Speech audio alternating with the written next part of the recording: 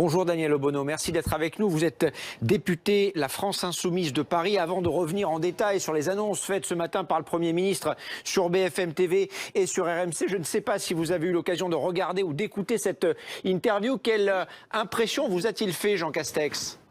Mais disons qu'il m'a plutôt fait l'impression d'un disque rayé parce que, en fait, il n'avait pas grand-chose à dire, à annoncer. Il y a eu un petit jeu de chat à la souris avec Monsieur Bourdin, mais on n'a pas appris grand-chose.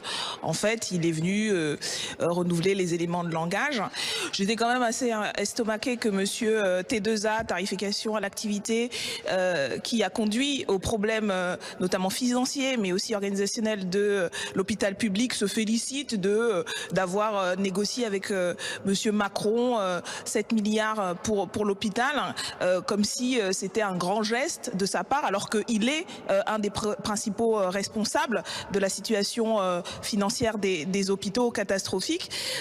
Et puis, troisième point qui m'a un peu fait lever le sourcil, c'est que en matière d'écologie, il passe la moitié du temps de sa réponse à se féliciter d'avoir dans son gouvernement Madame Pompili et de célébrer le en même temps de Monsieur Macron. Donc voilà, peu impressionné, je m'attendais pas à être convaincu par quoi que ce soit, ou peut-être une petite référence au commissariat au plan où Monsieur Castex a semblé découvrir que ce terme était repris. Il a très certainement, en vérité, déjà entendu les propositions de la France Insoumise sur la nécessité d'une planification, et on voit là aussi la méthode très macroniste de reprendre à son compte des idées. Alors on verra ce qu'il en est de ce commissariat au plan, et on verra si la Macronie a véritablement une vision stratégique de l'État, ce dont je doute étant donné le bilan de ces 3 dernières années.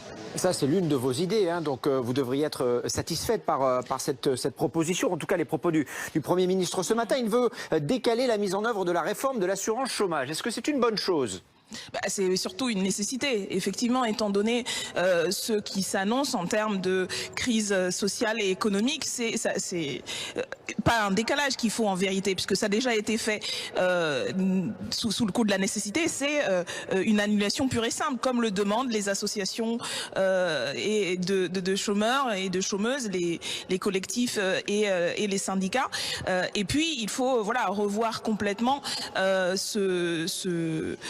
cette idée que en fait il faut pénaliser les personnes qui sont déjà dans une situation extrêmement difficile pour soi-disant les inciter à retrouver du travail, alors qu'on ne se donne pas les moyens d'avoir une véritable politique de relance de l'activité et de création d'emplois socialement justes et écologiquement soutenables. Donc on est là au cœur de l'impasse dans laquelle depuis 3 ans fonce la Macronie, et je n'ai pas entendu, vous parliez de la planification, je n'ai pas entendu véritablement de plan nouveau, de stratégie nouvelle qui pourrait faire penser que cette équipe sera en capacité de faire face au choc économique et social qui nous attend.